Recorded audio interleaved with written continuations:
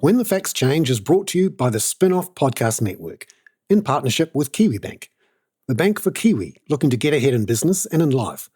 A bank that delivers expertise in banking know-how, smart advice for business owners wanting to invest, grow their business or diversify. A bank that adapts with technology through the lens of its people and customers. It is a bank with heart that is driven by its purpose. Kiwi making Kiwi better off.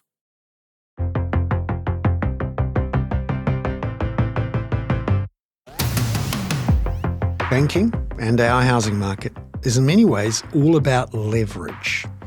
How much equity, how big is your deposit in the home? How much of a loan can you get? And how much can you bid for the value of that home? It's the limiting factor for a lot of people who are looking to buy their first home. Since 2013, the Reserve Bank has regulated the banks so that they don't do too much low deposit, high loan lending. So the leverage is controlled. For a brief period during COVID, those rules were taken off and things really got going. Plenty of leverage was put back into the market. That was a temporary thing and the controls went back on. But at the moment, there's an interesting situation developing in the housing market where the housing market seems to be getting some green shoots again and starting to take off. And the Reserve Bank is looking to control the leverage going into the market to try to keep the banking system safe. And over the next 6 months or so, the Reserve Bank will make a decision about whether to add in a new control on top of the loan-to-value ratio restrictions. This one would be the debt-to-income multiple restrictions. So where previously the main limiting factor was the size of your deposit, in future the limiting factor would be how much income you've got. Because some people may have a small deposit but lots of income, and the banks are pretty keen to lend to them. They can still do very low deposit, quite leveraged loans to people with high incomes. But a debt-to-income multiple control would limit that. Also, it would limit a lot of investors from looking to buy multiple properties. This week on When the Facts Change, I talk with Steve Jurkovich, the CEO of Kiwibank, about what's happening in the housing market. And he's come out with some quite strong views on the need to be very careful before we bring in the debt-to-income multiple controls, that there is quite a lot of capital out there in the market looking to try to solve this issue of building lots of new homes. There's a lot of new people coming into the country who have high incomes and who are looking to get into their own home, who may be limited by these sorts of rules. Also, Steve talks about the potential for a lot of savings, which are currently stuck, if you like, inside KiwiSaver and other pension funds, perhaps being freed up to solve our fundamental issue, which is how do we make sure we get lots of new homes built? Not just the issue of putting some of that equity into building homes or along with first-home investors, but also looking to help with the infrastructure funding, which at the moment is very difficult to do given the limits on both central government and local government financing. Remember, we've got nearly $300 billion ready there from domestic savers in pension funds and in KiwiSaver funds, some of which could be used to solve our problems with a lack of investment in infrastructure, things like water, roads, rail, buses, schools, hospitals, which are needed before you can start expanding your housing supply. This week on When the Facts Change, we talk with Steve Jurkovich, the CEO of Kiwibank, about removing some of the blockages in our housing market, in our financial system, to getting those things going. Blockages which, as we speak, the government, the new government, is looking to find ways to unblock. That's this week on When the Facts Change. Well, kia ora and welcome, Steve, to the Spinoff studios and When the Facts Change. Great to see you. Kia ora, great to be here. Tell us what you're hearing from people out there who are customers, and you're in an unusual position. You get to see a lot of people and you see a lot of numbers, and what's the feel? Look, I think overall the first thing I'd say is a lot more people feel like they're in the grind. More than half the people have rolled off those very, very low interest rates if they're a borrower. Likewise, if they're a depositor, they're getting stronger returns for their TDs, but just most of the pain we feel is from those people that are moving to a mortgage rate that's really, really different, in the 7.5 sort of range probably, if you're a 1 or 2 year special with us at the moment. And so that's a big difference. And what we're seeing is increasingly, I think, people making choices around where can I save to make sure I can keep a roof over my head. Because the number one insight is when you ask people what financial security is, they say a roof over my head. Now that might be a rented roof or a mortgaged roof or a freehold roof, but it's still a roof. And what I think we see across hospitality is a whole lot of factors at play. So if you think about, more work from home, got to make some choices about where I'm spending my money. Hospitality and eating out, I think, is one of the first casualties because people are saying, look, $30 to cook at home, $100 to eat out. If you can't afford to do that, I'll make some choices that I won't do that. So I think the sort of socialising element of that we see, less spend on our cards and that sort of space. So I think, it talks to people's ability to, change their behaviour. And I guess when we were going through the sort of real muddle that was triple CFA, a lot of living expenses, people would say, I'll switch that off. I won't subscribe to that anymore. I'll eat out less when we're going through all that torturous process of, all of the changes. But actually what people have done is make those changes, I reckon. And also if you think about, we were testing people at 7.5% when they were paying 2.5%. Well, actually, they're paying 7.5% now. And so what seemed like a pretty academic exercise around, mortgage rates are going to be low forever or not going to be anywhere near 7.5% actually turned out to be very quickly that. So, yeah, I think, if it was in a word, I'd say in the grind. Property prices feel like they're on the rise. Summer helps. So I think all those things are sort of, green shoots. But, a lot of customers be feeling the pinch. In terms of the actual numbers, like we ran between July and September, we ran 5,500 people that we thought might be in a tougher position. Of that, 500 said, let's have a chat. Of that, about 370 went to interest only. 70 extended their term and 50 went into hardship. So 5,500 becomes 50. So on the one hand, you can say that's a small number. On the other hand, that means that there's many, many, many more people right across the industry thinking hard about what the future holds. So, yeah, pretty tough going, and it feels like it's been pretty tough going for a few years, to be fair. Yeah, but you could look at it in another way. You've been around for a while. I've got a few grey hairs. I remember recessions like the early 90s when unemployment got up to nearly 11%. Yeah. When in the 2008-9 recession, when there were hundreds of mortgagee sales every month, there's barely 10 a month. Yeah, it's amazing. My first job as a lawyer was acting for one of the banks doing their mortgagee sales. And, we were a medium-sized firm in Auckland and we had a team of 3 working almost exclusively on mortgagee sales. So, that was sort of, 94, 95, 96. So a long time ago for some people listening, but actually not that long ago. That I was working at that time, my mortgage, I think, was sort of 10.75%. And we were pretty stretched when we bought our first house together with my wife and I. So you can think back to those times and realise, it wasn't that long ago in the scheme of things. But it does show that people adapt, like you say. And also that the banks collectively are being a lot more proactive and cautious before they pull the trigger on anything. I remember during the 2008-2009 crisis where the United States, for example, Ireland, Spain, the banks were not healthy and markets were in free fall, and the temptation, particularly in some of those non-recourse states where people could send the keys back to the bank. That's obviously not the case in New Zealand.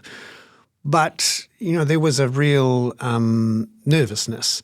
I don't sense that this time around, in part because the banks collectively are much more capital rich. And also people still have a lot of equity. We keep forgetting that it's a $1.6 trillion housing market backed by $300 and something billion worth of mortgages. So therefore, there's a lot of equity in the gap there. Totally, great point. And I wonder too if, because unemployment is quite low, that even though people are feeling the stress, those people who own assets are in a still pretty healthy position in that they've got quite a bit of equity. And also for those people who are feeling financial stress, they are still getting income through the door. They still have a job. It may not be as much as they'd like, and it may not be allowing them to have the lifestyle they maybe had before, but it's still coming in the door. The real problem is when you don't have any money coming in the door, or it's a benefit. Yeah. And it's an interesting one where I think people's views of the world are sort of a little bit freaked. You know, the last 3 or 4 years was tough in a lot of ways. Really unusual things happened. There was a lot of stress. There was a lot of grumpy people. But when you look at it, step back and compare it to other recessions, actually a lot of equity, a lot of income, very few forced sales. And I sense, and I wonder if you're seeing some of those green shoots starting to come out in the housing market and starting to flow through into some of the smaller businesses and other parts of the economy. Yeah, look, I agree with all those things you said. There's a couple of other things I'd probably add into the mix as well as, you know, without getting too technical about it, the accounting treatment of way bad and doubtful debts works now under IFRS is way more dynamic than when I first started in banking. So we used to put aside a chunk of money, you know, do some economic forecasting and go, you know, that's how much we think we're probably going to need.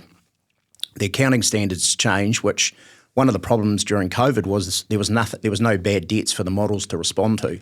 So it doesn't matter what you multiply zero by, you still get zero, right? So I think investors and others have got more used to the fact that provisions will come up and down. You know, this week and last week we've seen 3 of the big banks in New Zealand announce, you know, there's not really even a ripple around the bad debts coming up and being a bit more dynamic because I think investors have got used to that's what happens. You take the good with the bad, you know, there's plenty of capital, you take a long-term view. So I think, you know, that sort of adage, which I think maybe 10, 15 years ago from a bank was, you know, your first loss is your best one, take it early. If there was equity in it, the owner would take what was left and everyone would move on, has really changed.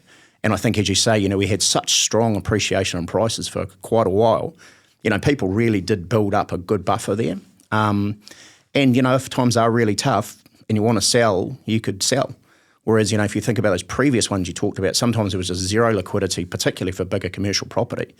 You know, we always used to think, oh, we could discount it by X and sell it. Well, the answer was for a while you couldn't sell it for any price. So very different on that space. And I do think people, you know, are adjusting, responding to those things like you say. And full employment is by far the biggest swing factor for us. So if you stress test a bank, unemployment has by far the biggest impact. And so higher interest rates, low interest rates, you know, short of something really nasty like another lockdown or a foot and mouth, heaven forbid, those sorts of things, and those scenarios that the Reserve Bank makers test against, you know, employment's the number one thing, and employment has still been very full. And, you know, it'll be interesting as immigration changes. You know, I get the sense that those people that are coming into New Zealand are super keen to work. And, you know, I think we probably haven't seen the lifestyle or the big hitter investors for a while. The people coming from, say, the Philippines, nurses, engineers, you know, working on farm, they're super keen to work and really hard working. And so I think they'll get ahead and New Zealand's better off for it. So, Steve, we've sort of come through the crises. Things are starting to settle down again, and we've come to the point where we can see that the housing market is still very elevated. And for a lot of first home buyers, it's still quite a task to get hold of that deposit. Now that the LVRs are back in, and 20% is the norm, there are still some people who can get by with a smaller deposit, but 20% is still the norm. And the area of how do people get that deposit is something that people focus on a lot. And it seems on the face of it a simple financing issue, but could you tell us about what you've seen with co-own, which is a way of trying to deal with this issue? Yeah, I mean, co-own was a way we thought we could get across to customers and would-be customers that actually we're prepared to think about it differently. Because where you end up is still a home loan product, but the pathway in for co-own is that sort of difference. And so trying to open the idea up that actually, hey, you know, the 4 of you that get on great as flatmates but are paying rent, maybe you want to get together or with whānau or whatever you want to do and co-own. And so the number one idea, I think, from our idea was to get across to customers that there's different pathways, and that we would be open-minded and we would, try and make it feel like when Bernard came in to talk to us about that wasn't the first time we'd ever heard of the idea. So actually what it was doing in a sense was formalising what had happened. I think the insight for me was there's large parts of Aotearoa where the family or whānau is the main economic unit, and so Pacific Island, Asian communities, many people around the world, that is the main economic thing. And so it's sort of very much a semi-Pākehā construct to have mum and dad and the bank of mum and dad, and I'll come to that in a second. But, some of the families that we've seen really flourish have put all of their economic effort into this kind of unit, and they've, become residential investors and they've got businesses and the whole family's working together on that. So it's sort of formalising that. And so then the bank of mum and dad, that's fine if you're in a position where you can do that support, but what's become really obvious for us as well is sometimes the mum and dad bank, almost all of their available capital is tied up in their KiwiSaver. And so, if they needed to find, say it's an Auckland property and it's $1 million, and as you say, while we're allowed to do 10% over 20, 80% LVR, in actual fact, what that means is the banks have a buffer within that, and so it's more like 6 or 7%. So, take that for what it's worth. But for those that said, mum and dad, I've got $200,000 in my KiwiSaver, I'm prepared to give you $100,000 of it and be a co-owner with you. And then, you yourself or whoever you're working with to raise the other 100 for your $200,000 worth of deposit, that's all tied up. And, really what is just regulatory decision making, which is I can only have one KiwiSaver provider. Like, why can't I split my KiwiSaver between, say, active equity investor, self-managed super, or whatever you like, right? Because there is a very, very big industry that's got all of that money tied into these single providers, and you're seeing some providers, Simplicity and others, start to move down the housing sort of situation. But what about the mum and dad that want to free up that $100,000 and might just want to say, okay, I'll put it into a fund and I'll co-invest with people who are trying to get ahead? Or actually, no, I want to, give it to my oldest daughter, Georgia, and I'll nominate that. And you can do that in Australia with self-managed super, right? So actually the rules and the precedent are there. But to me, there's, it's really surprising there's not more of a conversation around compulsory super because it creates a massive contribution. That money has to be put to work in Australia, because it's coming in every week. So you get a much more vibrant capital markets, you get much better infrastructure investment because people want to put the money to work. And also you can, if with appropriate risks, you can make some decisions around it. So it feels like, we're really ripe for innovation around how we can pull capital that's available and wants to co-invest and that sort of thing. And you think about bank of mum and dad, why do they trust it? Well, they think, your kids will do the right thing.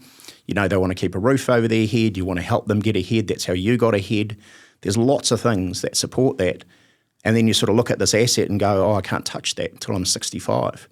Now, say you had your kids at 25, you've still got from 45 to 65 where you're not able to tap that. And so it becomes a very emotive argument, even the idea that, you could release your KiwiSaver to pay the rent, for instance, during the election campaign. Got a lot of hostile reception. And what's a bit weird for me is that we can't have a more educated, more nuanced conversation about what that might look like, and would New Zealand be better off if it was, stepped up compulsory and, there was more freedom to allocate that capital to different places. Aside from the compulsion issue, what's to stop KiwiSaver funds, finding financial structures to actually invest in equity in New Zealand housing? You talk about quite directed investments, but sometimes you can have funds that go into things. And there are others who are trying to find ways to bring in wholesale funds that co-invest with a first home buyer as a substitute for the bank of mum and dad. What's to stop that happening now? I don't think anything really, other than maybe some regulatory changes, which I think in the scheme of things wouldn't be that massive. But then you need a KiwiSaver who can do it at scale and can do it cost effectively, because if it doesn't get to a certain size, I think all the KiwiSaver providers are going to say, look, the cost's too high, the administration's cost too high, the investor doesn't want to pay that fee-wise in order to make that happen. But if you could get it going at scale, then I think there's nothing stopping it. But I mean, it probably hasn't been the area of interest, and it's had very little innovation in it, although you see some participants at the moment trying to stand up some new ideas. Taking a purist point of view, there would be some who'd say, well, hang on a minute, KiwiSaver was designed to put savings somewhere else. Yeah. We had over-invested in housing, and KiwiSaver was a way to put some money into businesses and other assets and diversify it around the world. Some would say, thank goodness, otherwise our housing market would be even more overvalued. What do you say to those who say, we've already got $1.6 trillion in housing and only $160 billion in our stock market? This would make it even worse. Yeah, I mean, it could do. I mean, I think that's the nature of having a decent dialogue about it. Like at the moment, there's not even a conversation about that. I mean, you can still make a personal asset allocation choice. There's nothing stopping you doing that. But for those that want to and feel trapped that they can't do it, I don't see why you wouldn't allow them to do that. And I mean, I think, it's a subset of all of the different ideas that would go in there, but the KiwiSaver being bigger, being investing in the infrastructure, we keep looking to, this conversation about will we allow offshore capital in. I think your point that you've raised with me previously is that there's plenty of capital. You just need the incentives to be right, to be put to work, and people accepting that, hey, if I think about the road I use from Matakana back to Auckland, I don't think there's anyone that uses that road that minds paying $2.40 to be on it compared to what we used to drive on. So those sorts of long-term assets, the New Zealand Super Fund and ACC and KiwiSaver funds seem really well positioned to try and take advantage. That's something that actually has changed in the last decade or so, and maybe the public debate hasn't understood it. That we've had this idea in our heads for a long time that New Zealanders were bad savers and that we didn't have enough savings ourselves to pay for our own infrastructure or to build all these houses. And we'll have to bring it in from overseas, and that's, that could be dangerous, or it could be difficult if there's some sort of crisis. Much better to have domestic savers, and our domestic savers are not very good. Well, actually, when you look at the scale of the super funds collectively, you've got the big institutional state-run ones, I suppose you could say, which are ACC and New Zealand super funds. You've got KiwiSaver's just gone over the $100 billion mark. Collectively, those groups of funds, KiwiSaver and then the other pension funds, are looking at nearly $300 billion there. So if you were a government or someone who was thinking, right, we need to build 10,000 houses or 50,000 houses, and we need this many pipes and this many roads and this much to do it, the capital is there. But interestingly, way more than 50% of it is currently in some bonds in the United States or Australia or whatever. What more can be done to try to, find the financing tools in a way to actually? Because I'm sure even if you took the usual theories about asset allocation and how much is local and how much is bonds and how much is stocks and all that, there'd still be room for a good chunk of that $280 billion, $300 billion to go into local infrastructure and local housing and local roads and pipes and all of that sort of stuff. I totally agree. I mean, I think we've got an example in Auckland, haven't we, where you think about what was the Formosa golf course. You've got a JV there with New Zealand Super. They're wanting to put up, I think, when I read the article the other day, 5,000 lots. But the nature of that sort of thing that you raise is that it's complicated by the fact that the Auckland City Council doesn't really have the balance sheet availability at the moment to invest in the infrastructure that creates the below-the-ground infrastructure that allows 5,000 homes to be built on that site. So, if they are in a position where they can't, manage that investment, and, I'm sure there's more detail than what I'm saying, but that idea of actually if you want brownfield, greenfield development that creates these houses and places to live, that on the one hand there's the capital from the developer, but actually the infrastructure, the city council or local government or whoever's going to not perpetuate all of the wastewater problems we've got now. How do you do that? And so if you don't have all your ducks lined up, you can have the money, but actually the below ground infrastructure, so who's going to pay for that? I think those are the big questions that we need to crack open because, when all of the Auckland beaches are closed because wastewater's flowing into the harbour, we know we've got big problems. And that whole conversation around Three Waters was very, very emotional. But I think most people accept that actually a lot of investment is required and it's going to need to be long-term patient capital that does that. But if you don't do that and resources consents don't flow in a way that gives you some certainty around the development, then why would you do that risk? And then maybe you're forced into a different decision, which is if you're one of those big fund providers, do you go, this is a bit hard? Why do we want to do that?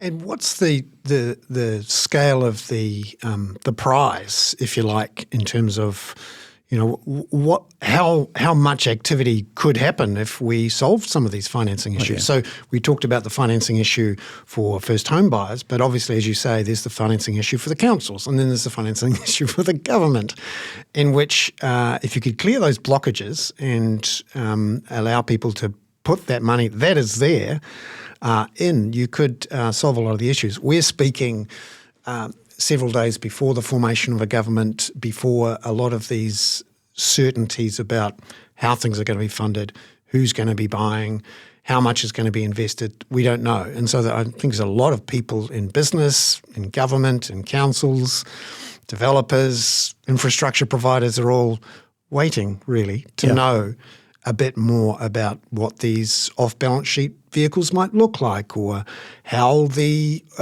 Auckland water investors are going to fund their thing, or how Wellington Council's going to fix its pipes. But if someone got it right, allowed some of this capital to flow in, what do you see for New Zealand in terms of, houses built and activity and employment and all that sort of stuff? Because I sense there's like these lots of blocked pipes. Just if you could only clear them out, we could really get some water flow. Yeah, look, I think there's plenty of ambition. And if I think about, one of the things we're probably going to talk about, debt to income. So if you think about 100,000 people coming into Aotearoa for a better opportunity, if you're not nuanced around the way you put debt to income in, then you are going to penalise those people that are buying it for the first time. But if you believe that, say I move from the Philippines, by way of example, because I want a better life and I want a better opportunity, and that looks like having an affordable house in a decent suburb with some okay infrastructure, surely when they come in, this is probably about as tough going as they're going to find it. But their work ethic and their ability to generate and really work hard and save hard makes them a pretty good bet from our perspective in terms of being a customer.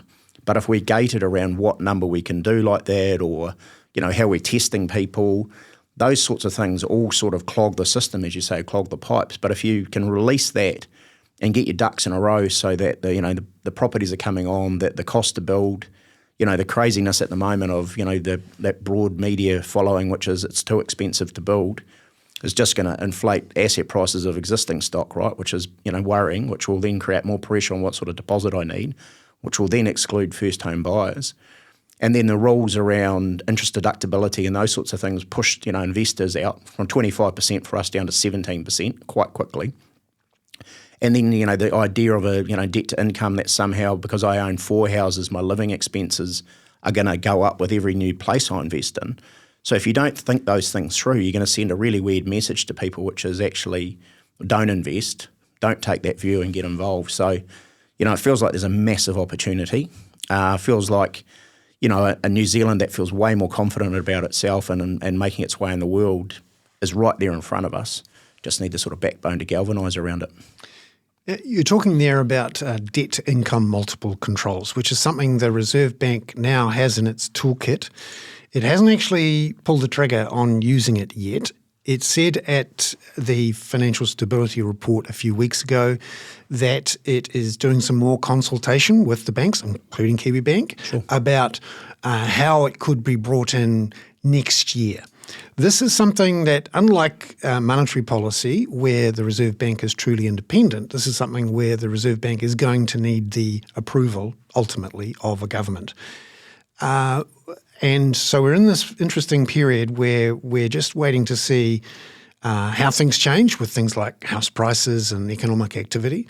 Because I sense one of the sort of problems we've got now is that because of the high value of the housing market and the importance of it in people's personal finances and in the economy, the Reserve Bank, in a way, is having to use all of its toolkit to try to achieve what it wants. And it's responsible not only for monetary policy but also for financial stability and for keeping banks safe. And you could argue that those decisions taken in 2013 and again and again in the following years. It was supposed to be temporary. I seem to remember that's right. the loan-to-value ratio controls.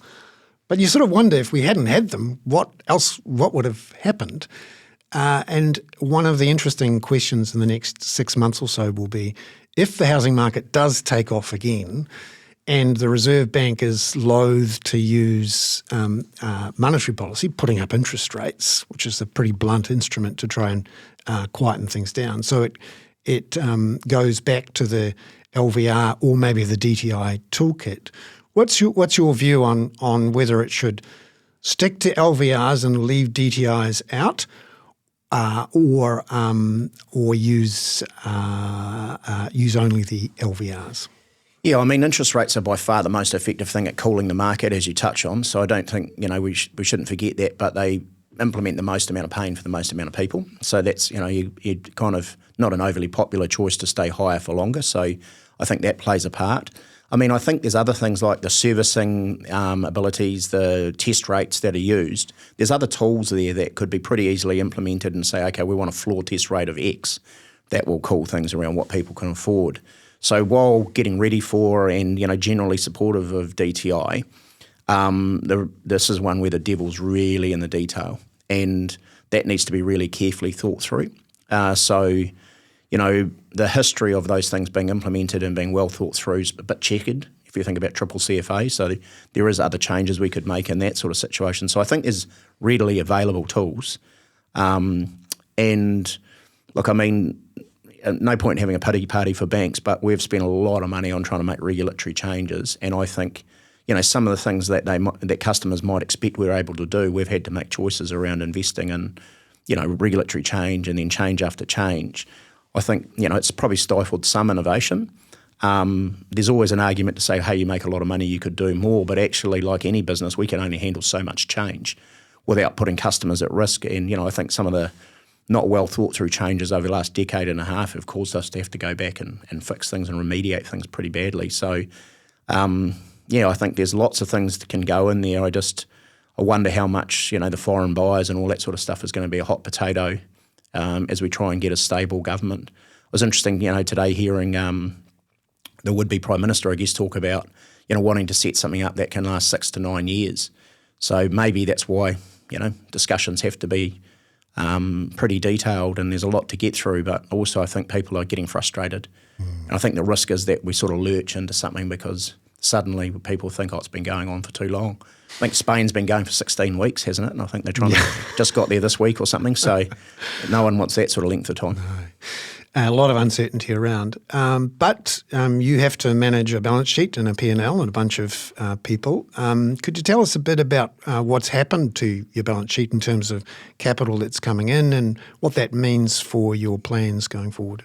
Yeah, I mean, the one thing that rating agencies were always kind of interested in was you've got this shareholder, which is, on behalf of the Crown, which gives us good comfort that if you need the money, you can get it, but we'd prefer to see it rather than you tell me about it. And so the $225 million, which was the proceeds of the sale of Kiwi Wealth to Fisher Funds, having that injected into the balance sheet was a really big tick in the sense of far better to see it than be told about it. So that gives us, really good certainty. I think the number one thing you can do in banking if you want to grow and have sustainable returns is be consistent. And so the $225 million means that, we've got capital to deploy. We think there's a big opportunity.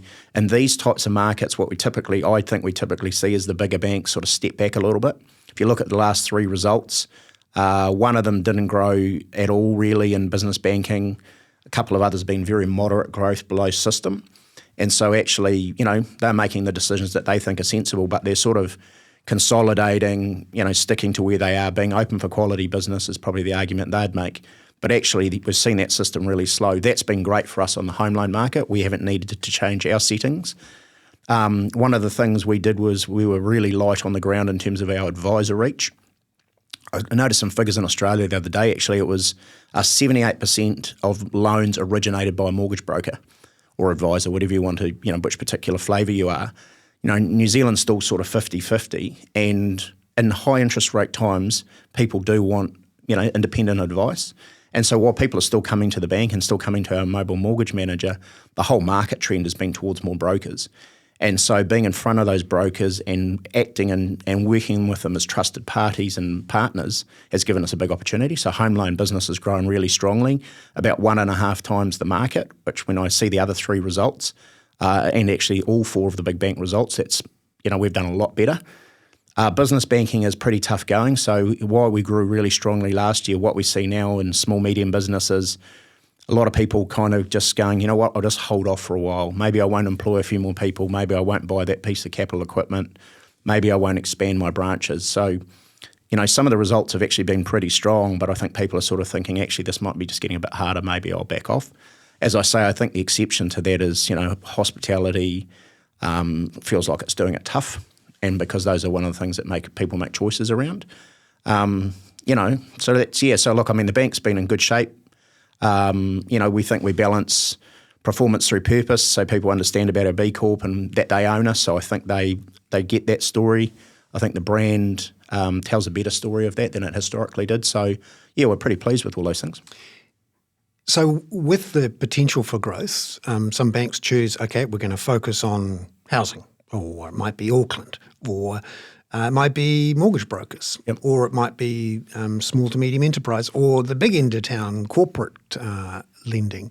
Is there any particular focus for what your plans are for the next year or two now that you've got that little bit more capital? Yeah, pretty much for us, it's we think we do best, and New Zealand is better off when we focus on the things that we think we're pretty good at, which is the home loan market, everyday banking, and small to medium business banking. We're super clear that we're not going to be inside the farm gate, because you need a lot of specialist skills, I think, having worked in that part of the business previously. And you need, really strong local community engagement. And there's actually 5 banks in New Zealand doing that, including Rabo, who that's all they do and do a good job of it, I think. And then institutional is really tough going, leverages a lot of your balance sheet. And when you're our size, the return for the capital allocation is pretty tough going.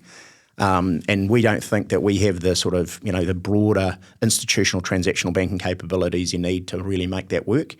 So while we do some participation in syndicate lending and those sorts of things, it's actually a very small part of our business. So super clear about what we want to be. That's, everyday banking, retail home loans, and business banking. And those are by far the biggest areas of interest, opportunity, and revenue in the New Zealand banking market. So while we say we're selected, we've actually selected 90% of what goes on. And so we think we're at our best when we stick to being simple and easy and accessible, and that's what we want to do. And just finally, we're 3.5 years on from COVID, and a lot of businesses are now starting to settle down and have a look at their numbers, and they've had a chance to survey their staff and think about where we are. There's a lot of people who are working 100% from home. Some of them have come back. Some of them come back a few days a week. How are you seeing the shakeout of working from home, hybrid work, what you do with the number of square metres of floor space you've got, all of that? What are you thinking at the moment? Yeah, so there's a number of our roles where the flexibility, say being in a branch, it isn't very flexible. We're open 7 days a week from this time till this time, so we need team members there. So you've got to think about our business sort of in parts, because, the busiest days of the week for us in our branches are the 7-day branches in the malls. So, we've got team members that their degree of flexibility is reasonably limited. We've got contact centre teams and one flexible team where we're looking after customers, and we're a mix of in-office, hybrid and fully remote. So across that part of our business, we've got quite a degree of flexibility. In the head office style roles in our head offices in Christchurch, Wellington, Hastings and Auckland, the vast majority of people in 3 days a week with flexibility. Like, for instance, I come in every day, but that's my choice. But the KB Flex, which is our sort of policy, is 3 days a week. What I see in our building, and we've got 4 businesses in our building actually, is we have a lot more people in. And I don't know whether that's their policy setting or just their workforce and those things, but certainly when I look across the building, because we're in a big open plan with a big atrium in the middle, you can hear the sound. And you can see some businesses that have gone with, once a week, once a fortnight, they try and have an all hands, which may work fine for them. I think the thing that's kind of interesting for me is we went through that, okay, everyone has to go home. Okay, how are we going to get some people back? Okay, what's the sort of guidelines around that? Because I think if you start mandating things, people get very angsty with you, understandably. But I think if I went to you and said, I'm going to pay you the same amount, but you can have more flexibility, I'd go, yep, that sounds like a pretty good deal. What I sort of worry about a little bit is that conversation, which is, I don't really have a lot of connection to my teammates other than through Teams, Microsoft Teams, and, remote working. Actually, how do I get up to speed? How do I handle my ups and downs, the emotions that come with the role?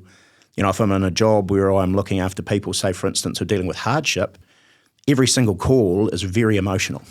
Whereas, not everything I do every day is emotional. Some of it's administrative and some of it's, talking to people and coming to things like this. I get real breaks. Whereas some of our team members, are really facing into tough conversations a lot. And I worry if you're, sitting around where I grew up in, say, Paeroa, and I don't see any of my workmates, how do I kind of connect? How do I feel part of it? But it's also obvious from cost of living situations that, paying for parking, paying for lunches, the commute times. I drove down this morning from a little bit further up north, hour and a half to get in, traffic, pretty bad from Millwater through to town. If I had the choice to start work a little bit earlier and work from home, that kind of makes sense as well. So often the discussion is around how employees feel about it and the very legitimate issues they're thinking about, like need to look after my family, want to stay at home a few days, but quite like being in the office occasionally because there's other humans there and I quite like humans. But from the other side of the equation, we forget that our new, well, they're not that new now, health and safety rules require PCBUs, the directors and the people who are responsible for their staff to exercise a duty of care. So how do we know that our staff are actually feeling okay and are in a good situation? And that's part of, managing staff and creating a workplace is making sure everyone's healthy, and because there may be some people who maybe aren't coping on their own at home. Yeah, 100%. I mean, there are some sort of things that we've done, for instance, by way of example, photos of your work set up, trying to make sure that people are really careful about, how much, whether they're always on and those sorts of things, not scheduling meetings for an hour back to back, but 50 minutes. So there's a sort of break in those things. But actually, at it trying to really understand what's going on in that household and really understand how that person is and whether they feel some sort of compulsion to be always on, or whether they, the time that they would get if in an office when they went out for lunch and for a walk, that they feel guilty when they're at home. Oh, is someone going to see me out walking and think that I don't work? All of those stories that you can tell yourself when you're isolated, are really tricky. And so, we came into this so fast, like I was sort of mentioning you to before. Like literally within a couple of days, it was, okay, everyone go home. That's almost unprecedented in work history that we suddenly changed everything for everyone in one go.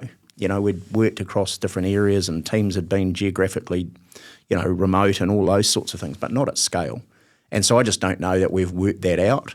I really worry about jobs, and maybe this is just me being old-fashioned, but I worry about a job where I apprenticed. I saw what my boss did, I saw what my manager did, I saw how they handled conversations, I saw how they went out and conducted themselves, when we went out and saw clients or customers later on. All of those things that you can do that you sort of pick up on this and think, oh, this is going to be a bit of a tough meeting, it'll be interesting to see how Bernard handles this one. And then you come back and you go, wow, that worked, I just never would have thought of that. And you build up all these tools from observing people and being part of it. I just worry about that and about that, how that happens. And then there's a generation of young people or, people that are in living conditions which aren't that great to work from home.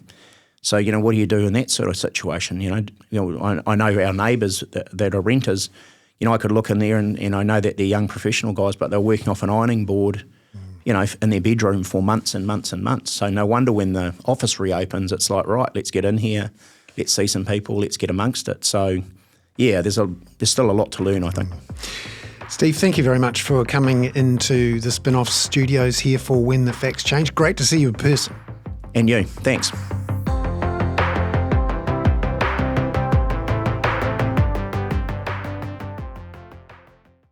When the Facts Change was brought to you by the Spinoff Podcast Network. together with Kiwibank. Visit kiwibank.co.nz to find out how Kiwibank are making Kiwi better off.